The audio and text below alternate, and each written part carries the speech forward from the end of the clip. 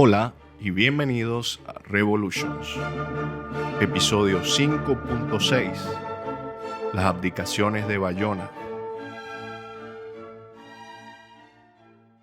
Llegamos por fin al comienzo de nuestra historia.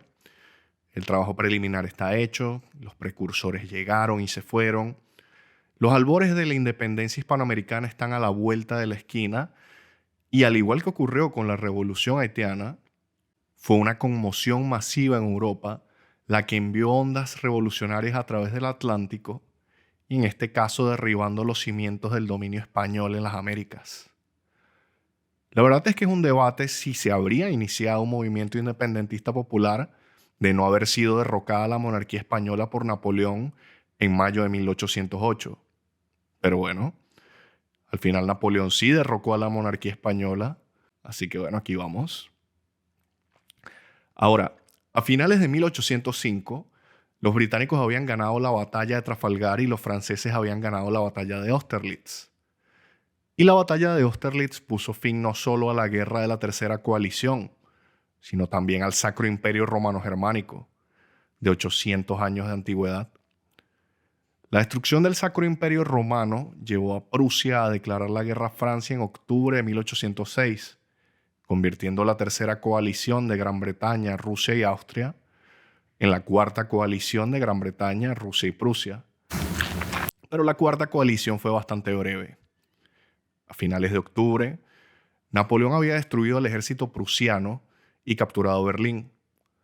Los rusos se mantuvieron en retirada, pero fueron derrotados en Friedland en junio de 1807, lo que les obligó a firmar el Tratado de Tilsit en julio de 1807, marcando la cúspide de la carrera imperial de Napoleón. Ahora bien, como resultado directo de haber humillado a toda Europa central y oriental, Napoleón viró hacia el oeste, hacia la península ibérica. Su sistema continental antibritánico solo iba a funcionar si podía acercar todo el continente. Y en ese momento, Portugal seguía desafiando al emperador y comerciando con Gran Bretaña. Esto era porque los británicos y los portugueses tienen el tratado de amistad más antiguo de la historia europea, que se remonta a finales del siglo XIV. Así que cuando Napoleón finiquitó el Tratado de Tilsit en julio de 1807, exigió inmediatamente a los portugueses que rompieran relaciones con Gran Bretaña, cerraran sus puertos y declararan la guerra a su más antiguo aliado. Pues bien, en ese momento la soberana de Portugal era la reina María la Loca, que sufría desde hacía tiempo algún tipo de demencia, por lo que el soberano interino era su hijo, el ahora príncipe regente Juan. Y la esposa de Juan era la princesa Carlota de España, hija mayor del rey Carlos IV de España, y sí, eso va a jugar un papel importante pronto. La familia real portuguesa no creía que Napoleón pudiera tomar en serio al pequeño Portugal, dadas todas sus otras preocupaciones, pero entonces recibieron un ultimátum del embajador francés en agosto, diciendo que si no cumplían y cerraban el continente, Napoleón los depondría a todos a la fuerza. Pero para cumplir esa amenaza, Napoleón tenía que llevar el ejército francés de Francia a Portugal. Y eso significaba pasar por España. Técnicamente España seguía siendo un reino independiente, por lo que para mantener la legalidad, en otoño de 1807 ya estaban en marcha las negociaciones para obtener la aprobación española para la entrada del ejército francés en su territorio. Estas negociaciones, sin embargo, se desarrollaban en un contexto de drama familiar en el seno de la familia real española, lo que Napoleón consideró una oportunidad perfecta para hacer mucho más que solo patear a Portugal. Como comentamos hace 2 episodios, el rey Carlos IV de España era un idiota bien intencionado. Su esposa, la reina María Luisa, era una déspota mezquina que gustaba de tener favoritos, y el tipo que por alguna razón dirigía todo el show era el favorito número 1 de la reina, Manuel Godoy, que había sido primer ministro de forma intermitente durante los últimos 15 años. Bueno, pues ahora entra en escena el príncipe heredero Fernando. Fernando había nacido en 1784, justo cuando Godoy estaba entrando en el radar de su madre, Y el niño fue criado en un ambiente muy restrictivo. Al parecer, Godoy utilizó su influencia para impedir que Fernando recibiera una educación adecuada o tuviera acceso a los fondos reales, con el fin de evitar que el niño supusiera alguna vez una amenaza para su propio gobierno. Así que Fernando creció odiando la tiranía de Godoy, la trivialidad de su madre y la estupidez de su padre. Además, carecía por completo de cualquier tipo de formación, educación o experiencia que le preparara para gobernar algún día, lo que no le impedía pensar que él era el hombre que realmente debía regir España. Así que con la última tanda de espectaculares victorias francesas en 1806 y 1807, al príncipe Fernando se le metió en la cabeza que podría conseguir el favor de Napoleón para deponer a sus padres. En octubre de 1807, escribió una carta a Napoleón pidiéndole una princesa francesa para casarse y prometiéndole una unión más estrecha entre Francia y España cuando el príncipe se convirtiera en rey. Pero sus padres y Godoy descubrieron lo que Fernando tramaba a sus espaldas, arrestaron al príncipe rebelde y rebuscaron en sus papeles, descubriendo que aquella carta era solo parte de una conspiración mucho más amplia para derrocar a Godoy. Así que el rey Carlos escribió su propia carta a Napoleón diciendo: mira, mi hijo no creo que vaya a ser el mejor rey. Mejor deberíamos arreglar esto entre nosotros. Quizás que uno de tus hermanos me suceda. ¿Te parece? Y esto llega a los oídos de Napoleón justo cuando sus agentes consiguen el permiso de Manuel Godoy para que el ejército francés entre en España. El 27 de octubre de 1808, españoles y franceses firman el Tratado de Fontainebleau, con el que se autorizaba oficialmente la entrada en España de un ejército francés de 28.000 hombres con destino a Portugal.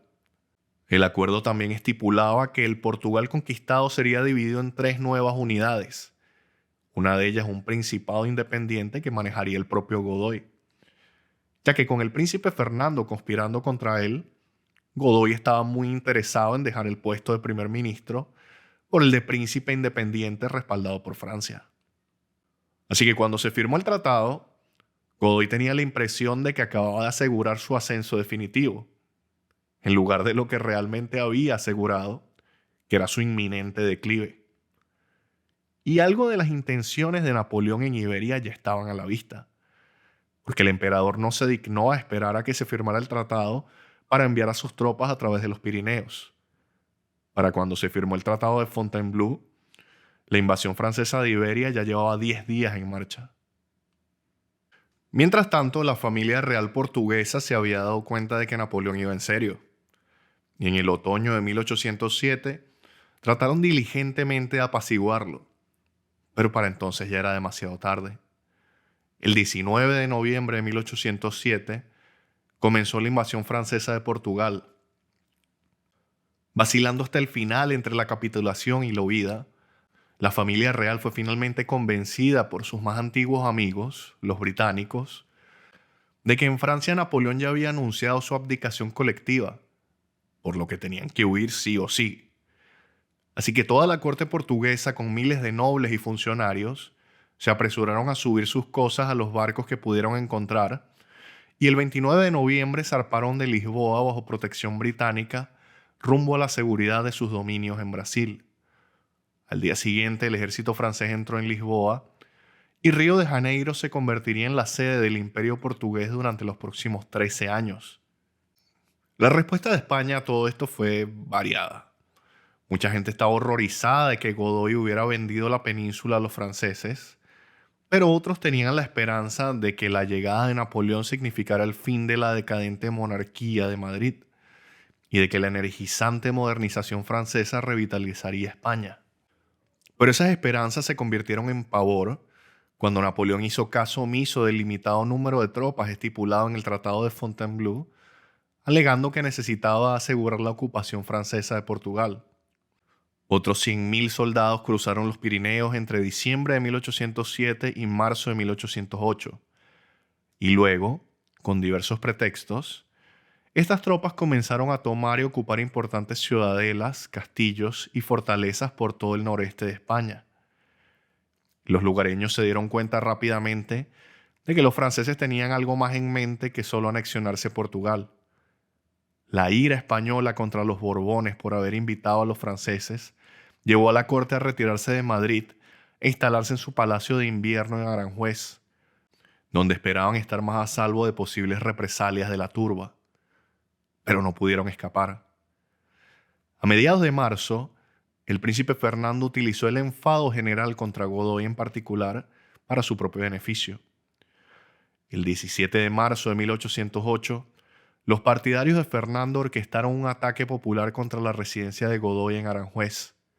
El ataque se produjo de forma tan repentina y violenta que el rey Carlos hizo lo único que se le ocurrió para calmarlos: destituyó a Godoy.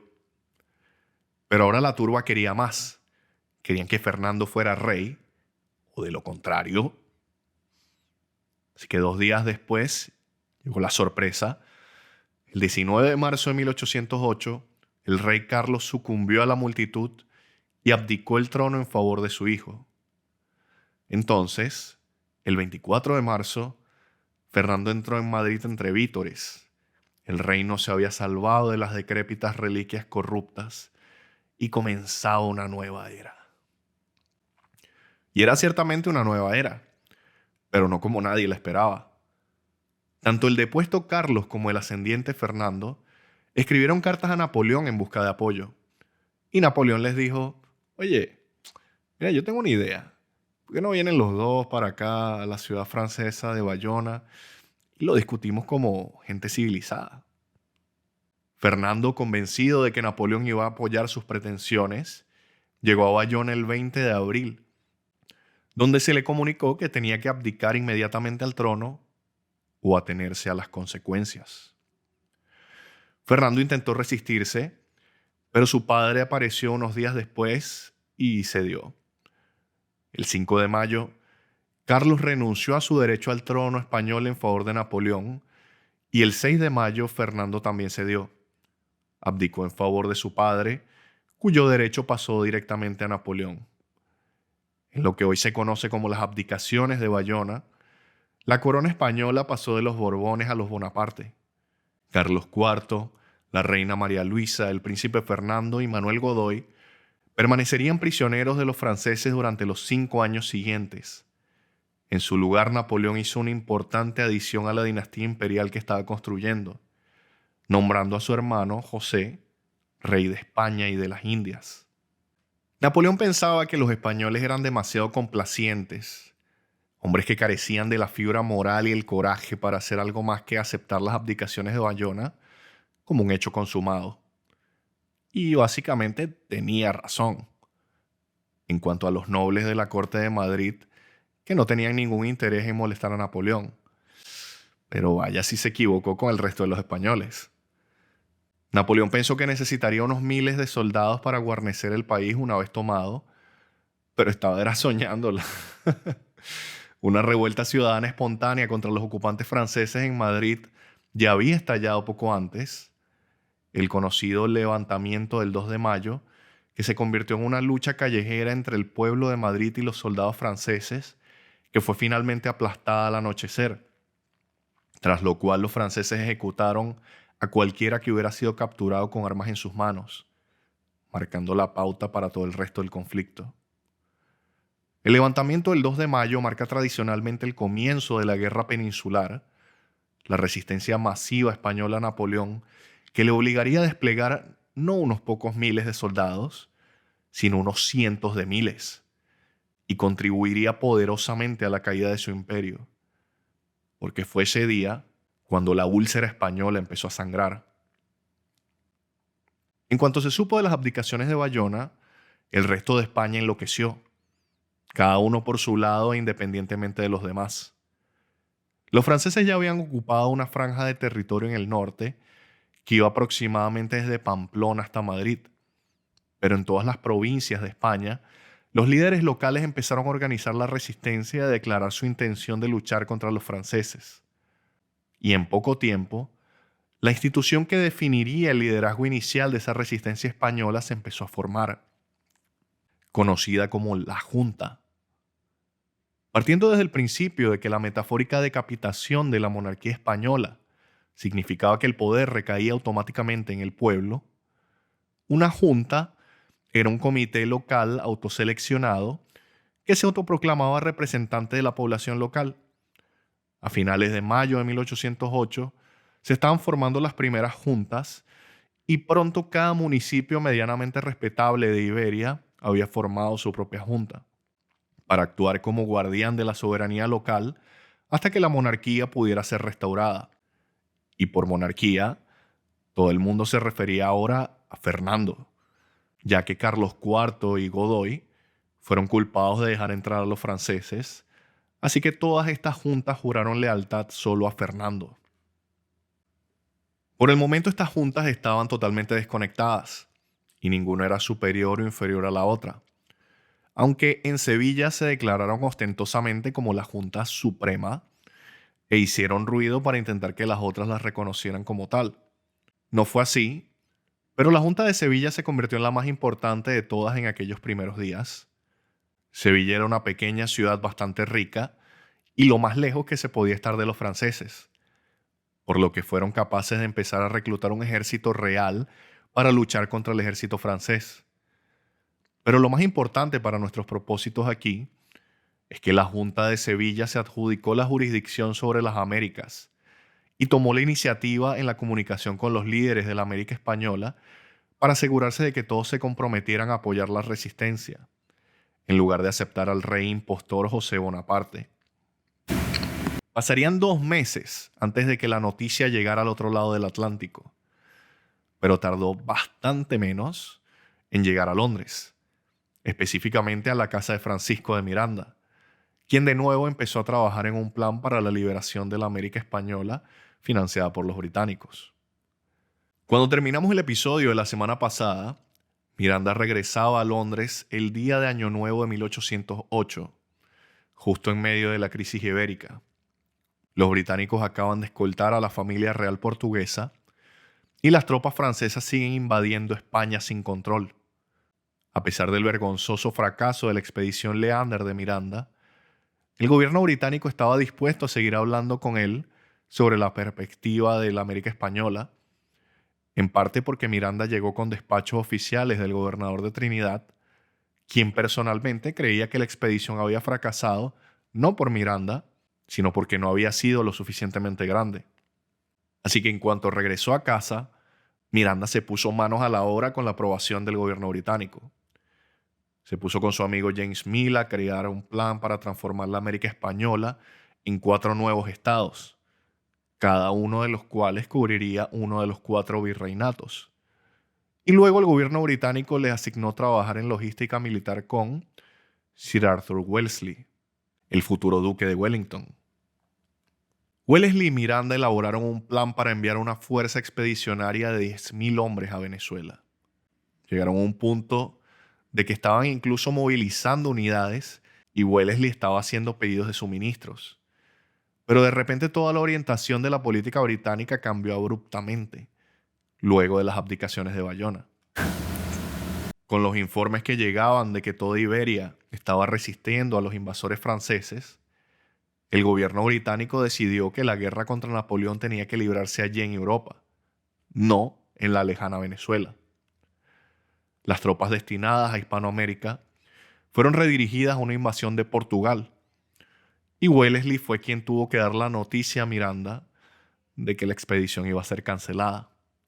Y Wellesley llevó a Miranda a un parque para darle la noticia con la esperanza de que los posibles espectadores obligaran a Miranda a no montar una escena. Pero Miranda quería montar una escena y Wellesley dijo más tarde que, abro comillas, nunca había tenido un trabajo más difícil que cuando el gobierno me pidió que le dijera a Miranda que no tendríamos nada que ver con su plan. Incluso allí estaba tan enfadado que el tipo camina un poco para no atraer la atención de los que pasan. Y bueno, se vuelve a reunir con Miranda cuando ya está más tranquilo. Y Miranda le dice, nada pueden salvarte, eso es asunto tuyo. Pero lo que me apena es que nunca antes se había desperdiciado una oportunidad como hoy. Ahora, por supuesto, Miranda estaba equivocado acerca de los británicos en España, pues no perdieron, de hecho fue cuando realmente comenzaron a ganar, y posiblemente el verdadero error hubiera sido una invasión británica en Venezuela. Pero bueno, independientemente de eso, los hispanoamericanos iban a tener que valerse por sí mismos. Y sucesivamente, esos hispanoamericanos empezaron a enterarse de los dramáticos acontecimientos en España, dependiendo del tiempo que tardaran en llegar las noticias. Y podía haber bastante desfase dependiendo de dónde vivieran. Los primeros en enterarse fueron los puertos del Caribe o del Golfo de México, Veracruz, La Habana y Caracas, que se enteraron de las abdicaciones de Bayona a mediados de julio de 1808. El gobernador de La Habana envió más emisarios en múltiples direcciones para difundir la noticia, hasta el Río de la Plata y luego alrededor de Chile y finalmente Lima, o hacia Guatemala y Panamá y desde allí a Lima, la gran capital de Perú. Ya que estaba tan aislada en el lado pacífico del continente, fue por supuesto la última en enterarse, y no fue hasta el 4 de octubre que el virrey de Perú fue finalmente informado de que Napoleón había depuesto la monarquía e instalado a su hermano José, 5 meses después de los hechos. Pero poco a poco, después de que las sensacionales noticias llegaran a las distintas ciudades, los hispanoamericanos serían recibidos por emisarios que representaban a las facciones rivales en Europa que ahora trataban de asegurarse la lealtad de América. La Junta de Sevilla envió representantes a todas partes, al igual que el gobierno bonapartista usurpador. Pero también llegaron agentes de Río de Janeiro, porque la princesa Carlota era ahora el único miembro libre de la familia real borbónica española y estaba dispuesta a ser reconocida como princesa regente en el exilio. Así que los hispanoamericanos tenían varias opciones sobre cómo podían proceder. Y me voy a enfocar en Nueva Granada porque ese es el foco de la serie.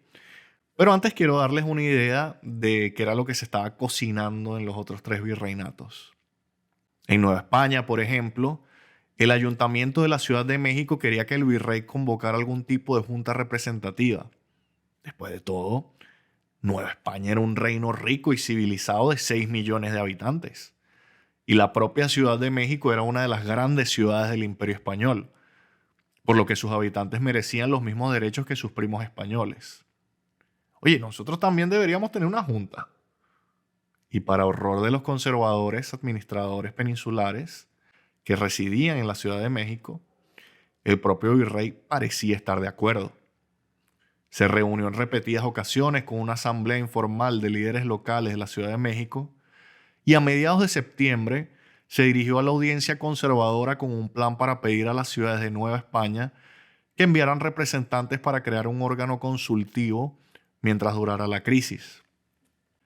La audiencia no solo rechazó esta idea, sino que temiendo que el virrey estuviera en camino de invitar a una revolución en toda regla, orquestaron un golpe de Estado. El 16 de septiembre, unos 300 hombres asaltaron el Palacio Virreinal y detuvieron al virrey junto con otros destacados líderes criollos. La audiencia nombró a un general de 80 años nuevo virrey y el movimiento para formar una junta representativa fue sofocado. Pero el nuevo régimen aceptó reconocer la autoridad de la Junta de Sevilla y apoyar la resistencia a los franceses, por lo que este era el régimen que estaría en vigor cuando se produjera la siguiente crisis en 1810. Una crisis que ayudaría a desencadenar la insurrección del cura Hidalgo y el comienzo de la Guerra de Independencia de México. En el Río de la Plata las cosas se complicaron por una serie de factores. Para empezar estaba la complicación bastante curiosa de que el virrey en funciones, Santiago Liniers, era francés, por lo que había fuertes sospechas por todas partes de que aceptaría rápidamente la legitimidad del rey José Bonaparte. Pero agentes tanto de la Junta Sevillana como del gobierno bonapartista llegaron a Buenos Aires a mediados de agosto y ambos concluyeron que la nacionalidad de Liniers no era un factor a tener en cuenta. Este se negó a reconocer las abdicaciones de Bayona como legítimas. Sin embargo, la proximidad de la región a Brasil complicaba aún más las cosas, por lo que el Río de la Plata tenía la facción más fuerte a favor de reconocer a la princesa Carlota como regente, y luego, por supuesto, había pequeñas rivalidades dentro del Río de la Plata que complicaban aún más las cosas. Por ejemplo, los líderes de Montevideo organizaron su propia junta, sobre todo por su larga rivalidad comercial y política con Buenos Aires, ya que no querían que todo esto terminara convirtiéndolos en vasallos de Buenos Aires. Y también había peninsulares dentro de Buenos Aires a los que nunca les gustó Liniers. Y el 1 de enero de 1809 intentaron dar un golpe de estado para derrocarlo. Pero como Liniers aún contaba con la completa lealtad de una milicia numerosa y bien entrenada, este intento de golpe fracasó. Así que mientras las cosas en el Río de la Plata se complicaban y se desenvainaban montones de cuchillos largos, el virreinato de Perú fue en cierto modo en la dirección opuesta, y fue por mucho el menos afectado por cualquier tipo de agitación interna. Como dije antes, ni siquiera se enteraron de las abdicaciones de Bayona hasta octubre de 1808, y en ese momento el virrey simplemente dijo: bueno, es lo mismo, yo sigo al mando, voy a seguir dirigiendo las cosas en nombre del rey Fernando hasta que pueda ser restaurado y ya. El virrey era popular tanto con los peninsulares como con la élite criolla en Lima, y por eso cuando decretó el 13 de octubre que, miren, bueno, yo voy a estar a cargo hasta nuevo aviso, nadie intentó desafiarlo. Perú era y seguiría siendo el menos revolucionario de todos los virreinatos. Volviendo a los acontecimientos de Nueva Granada, ahora podemos seguir con más detalle a Bolívar y cómo él y sus compatriotas luchan con la crisis causada por las abdicaciones de Bayona. Así que dejamos a Bolívar en París a principios de 1806, de regreso de su viaje a pie por Italia y de su promesa de liberar a su país o morir en el intento. Separado de su fortuna en Venezuela, Bolívar decidió que era hora de volver a casa, pero con los ejércitos de Napoleón arrasando el país y los británicos patrullando las costas, era mucho más fácil decirlo que hacerlo. En noviembre de 1806, Bolívar partió de Hamburgo en un barco neutral con destino a los Estados Unidos de América. Desembarcó en Charleston en enero de 1807, después de un viaje particularmente malo en el que el propio Bolívar enfermó gravemente durante el trayecto. Pero se las arregló para entablar amistad con un estadounidense de Carolina del Sur que viajaba en el barco y que llevó al enfermo y pobre Bolívar a su casa, donde pudo recuperarse.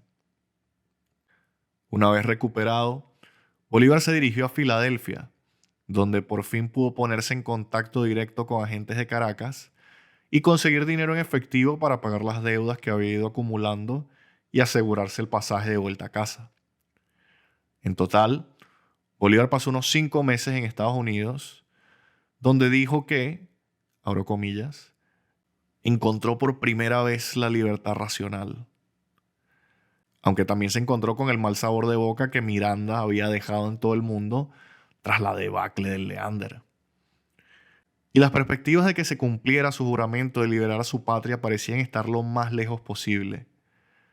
Y desde luego los estadounidenses con los que se encontró no eran nada optimistas sobre las posibilidades de que la libertad racional llegara pronto a la América española. De vuelta a Caracas en junio de 1807, Bolívar, que contaba ya con 24 años, tomó su lugar como joven miembro del círculo más íntimo de la aristocracia caraqueña. Y en apariencia solo se dedicaba a administrar las fincas y los negocios familiares. Pero en su tiempo libre se reunía con liberales de la aristocracia, en su mayoría de la generación más joven como él.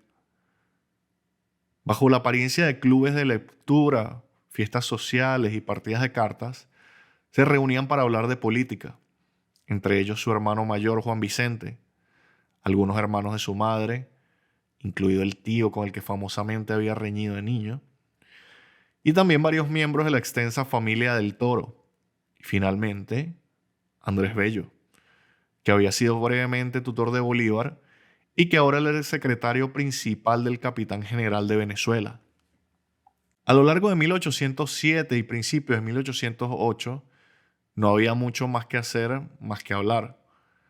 Aunque estaba claro que existía una división informal entre los criollos de la vieja guardia, que temían que cualquier acción revolucionaria abriera las puertas a una verdadera revolución al estilo haitiano. Y los que, como Bolívar, estaban dispuestos a correr el riesgo si se presentaba una oportunidad. Por supuesto, esta oportunidad se presentó en julio de 1808. Durante su trabajo rutinario como secretario del capitán general, Andrés Bello encontró dos anuncios en un periódico inglés que contenían la sensacional noticia de que Napoleón había depuesto la monarquía española. Se lo comunicó rápidamente al capitán general, pero este le desestimó y le dijo: eso no puede ser cierto, propaganda británica. Pero entonces, el 15 de julio, llegaron dos barcos prácticamente al mismo tiempo que confirmaban la historia, aunque contaron dos versiones completamente diferentes. Así pues, el primer barco volaba bajo la bandera francesa y resultó llevar emisarios oficiales del gobierno bonapartista que decían que España había sido conquistada, José Bonaparte era ahora rey de España y que por favor acepten esto como la nueva forma de hacer las cosas. El segundo barco, sin embargo, era británico y el capitán dijo: no, no, no, eso no es correcto en absoluto. Sí, la monarquía ha sido depuesta, pero toda España está en insurrección. No reconozcan al gobierno francés porque ninguno de sus compatriotas lo ha hecho. El capitán general vaciló entonces sobre qué hacer, pero estallaron manifestaciones espontáneas en Caracas contra los franceses, que llegaron a ser tan amenazadoras que los enviados franceses volvieron silenciosamente a su barco en medio de la noche y zarparon. Ya que nadie iba a reconocer a José Bonaparte, la cuestión se reducía a: formamos nuestra propia junta y reconocemos a Fernando, o no hacemos nada y mantenemos el sistema virreinal intacto. ¿Qué hacemos? Los criollos liberales contemporáneos con Bolívar querían una junta local que reconociera al rey Fernando. Somos tan merecedores de una junta como cualquier otra en España. Mientras tanto, el capitán general dio a entender que podría considerar la necesidad de una junta, pero entonces el 3 de agosto, un representante de la Junta de Sevilla llegó y dijo: mira, nosotros somos en realidad el gobierno central de resistencia y hemos decidido que Venezuela debería seguir con su sistema actual. Reconoceremos que el capitán general es la autoridad suprema aquí en Venezuela y él reconocerá que nosotros somos la autoridad suprema en España. Y entonces trabajará con nosotros para derrotar a los franceses. Esto, por supuesto, le gustó al capitán general y cerró de golpe la puerta a la convocación de cualquier tipo de junta representativa local, llegando incluso a arrestar a algunos de los principales liberales pro junta. Pero Bolívar no estaba entre los arrestados, porque realmente no estaba de acuerdo con sus objetivos. Todos estaban buscando reconocer al rey Fernando. Todo se reducía a cómo iban a hacerlo. En cambio, Bolívar era el único que realmente conocía a Fernando, y Bolívar lo odiaba. Recuerden que su primer viaje a España, Bolívar había estado en la corte de Madrid, y el príncipe Fernando era solo un año más joven que Bolívar. Los dos adolescentes no solo se conocieron, sino que llegaron a jugar tenis entre ellos. Y Bolívar opinaba que Fernando era un mocoso malcriado, hijo de una familia real detestable, ante la cual no tenía ningún interés en arrodillarse. Pero Bolívar se escabulló de Caracas para evitar cualquier tipo de disgusto con el capitán general, porque en ese momento ya estaba señalado como un radical en ciernes. Mientras tanto, en la Nueva Granada propiamente dicha, es decir, la futura Colombia, un representante de la Junta de Sevilla llegó a Cartagena el 9 de agosto. Rápidamente aseguró la lealtad de la ciudad, pero luego le tomó otro mes para finalmente remontar el río Magdalena hasta Bogotá, llegando a principios de septiembre.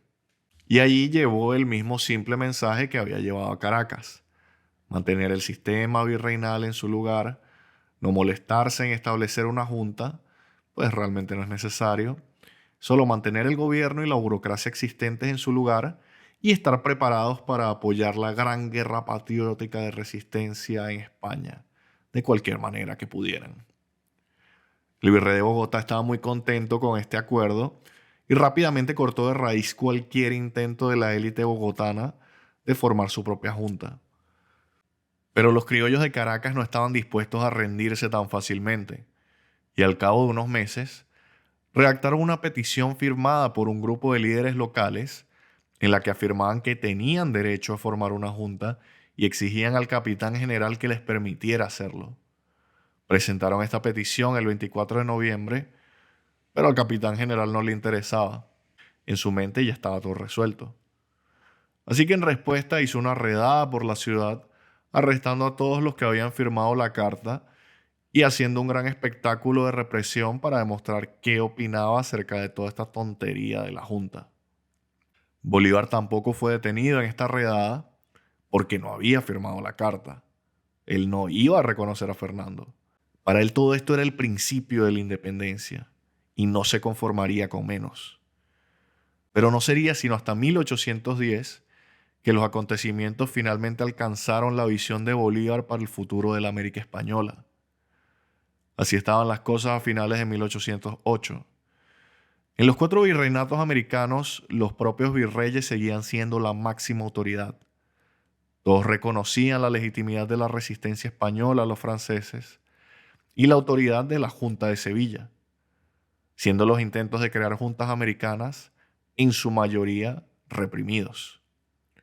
Así que terminaremos hoy volviendo a España para poder seguir la posterior organización de las diversas juntas independientes en una única junta central y su posterior llamamiento a invitar a los americanos a participar oficialmente en el gobierno, lo que ayudaría a crear las primeras oleadas independentistas en 1809. Pues bien, como he mencionado, Napoleón subestimó drásticamente la resistencia española y había hecho caso omiso de los repetidos consejos de que evitara justo lo que iba a hacer. Pero en su defensa, Napoleón acababa de aplastar a los austriacos, a los prusianos y a los rusos. Es decir, que era España comparada con las grandes potencias militares de Europa Central y Oriental. Así que bueno, los franceses lanzaron múltiples columnas en todas direcciones en el verano de 1808 para completar el avance de la península ibérica.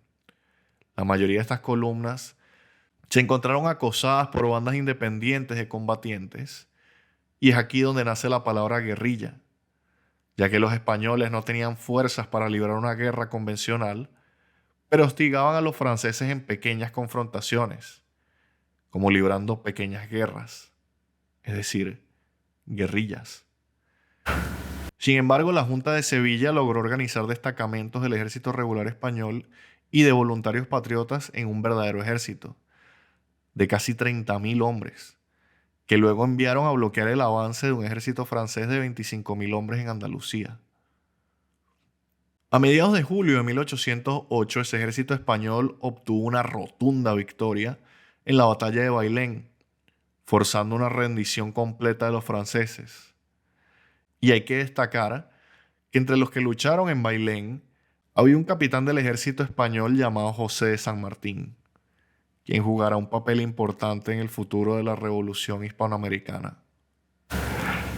La sorprendente derrota en Bailén, además de la resistencia masiva en todas partes, hizo que los planes franceses se desbarataran por completo.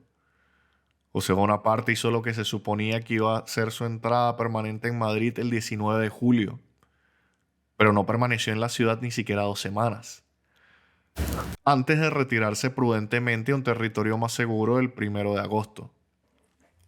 El avance francés en 1808 se detuvo y luego retrocedió. Al final del verano, los ejércitos franceses se reagruparon detrás del río Ebro y, para empeorar las cosas, los británicos lanzaron su invasión de Portugal en agosto, bajo el mando de Arthur Wellesley, trayendo con él tropas que hasta hace poco iban a destinarse a la invasión de Sudamérica. La incapacidad de los franceses para asegurar el resto de España dejó al ejército francés en Portugal aislado de cualquier reabastecimiento o refuerzo. En poco tiempo, un ejército combinado británico-portugués derrotó a los franceses a las afueras de Lisboa en la batalla de Vimeiro, el 21 de agosto. Pero los británicos no aprovecharon su ventaja. Wellesley ya había sido designado para ser sustituido como comandante de las fuerzas británicas, y cuando llegaron sus nuevos superiores, hicieron un trato con los franceses, ignorando las enérgicas objeciones de Wellesley. Los británicos aceptaron transportar a los 20.000 hombres del ejército francés fuera de Portugal y de vuelta a Francia, estipulando además que se les permitiría llevarse sus armas y cualquier propiedad personal con ellos, siendo esa propiedad personal, por supuesto, todo el botín portugués que pudieran cargar consigo. Estas condiciones absurdamente indulgentes provocaron un pequeño escándalo en Londres y se convocó una investigación sobre el asunto. Aunque los oficiales británicos de alto rango fueron oficialmente absueltos de cualquier delito, Wellesley fue el único que fue devuelto al servicio activo. Así que en otoño de 1808, la resistencia española tuvo un respiro para intentar organizar su gobierno, y las distintas juntas acordaron intentar formar una junta ejecutiva que las representara a todas, para intentar coordinar la defensa nacional. El 25 de septiembre se celebró en Aranjuez la primera reunión de la llamada Junta Central, en la que cada provincia tenía 2 escaños. Pero aunque la Junta Central se reunió con éxito, eso fue lo único que hizo. Los hombres que participaron estaban irremediablemente enemistados. Algunos eran conservadores monárquicos absolutos de la vieja guardia que tenían la firme intención de restaurar a Fernando y el antiguo régimen. Otros eran reformistas liberales de nuevo cuño, que planeaban aprovechar esta oportunidad para establecer algún tipo de monarquía constitucional y, en general, modernizar España. Así pues, aunque todos tenían un enemigo en común, no tiraban en la misma dirección, lo que pronto fue aprovechado por su enemigo común, los franceses. Pero la tostada se volteó cuando Napoleón decidió que la situación en España había empeorado lo suficiente y decidió demostrarle a sus mariscales cómo se dirigía una guerra. En noviembre de 1808, el propio emperador bajó a España con 100.000 refuerzos, con lo que el número total de tropas francesas en España ascendía a la increíble cifra de 275.000. Napoleón ordenó entonces un doble movimiento de pinza masivo en Iberia que prácticamente aplastó toda resistencia organizada a su paso. La Junta Central no tardó en huir a Sevilla, es decir, lo más lejos posible de Francia, y el propio Napoleón volvió a entrar a Madrid el 4 de diciembre, al frente de un ejército de 80.000 hombres. Reunida en Sevilla, la Junta Central tomó 2 decisiones trascendentales. En primer lugar, firmaron un tratado de amistad con los británicos el 15 de enero, lo que por supuesto era muy importante para su esfuerzo bélico, pero para nuestros propósitos es especialmente importante porque reabría el contacto con las Américas, ya que los británicos ahora facilitaban el movimiento a través del Atlántico en lugar de bloquearlo. Y entonces el 22 de enero, la Junta Central emitió un decreto a sus primos americanos invitándoles a enviar representantes para participar en la Junta. Cada virreinato debía enviar un hombre, al igual que las principales provincias de Cuba, Puerto Rico, Venezuela, Chile, Guatemala y Filipinas. Como veremos la semana que viene, esta fue una decisión que mantuvo el impulso en Hispanoamérica hacia la independencia, porque reconocía el derecho de los americanos a participar en el gobierno como iguales, aunque no lo fueran realmente con los peninsulares. Pero aún más importante fue el hecho de que no se invitara a ciertas regiones a participar en la Junta, lo que realmente generó este impulso independentista. Así que bueno, en el próximo capítulo navegaremos a través de los acontecimientos de 1809 y 1810, a la provincia del Alto Perú y luego a la ciudad de Quito, a quienes se les había negado una representación especial en la Junta y como resultado declararían independencia de facto de todas las demás autoridades, excepto del propio depuesto rey Fernando, en el verano de 1809.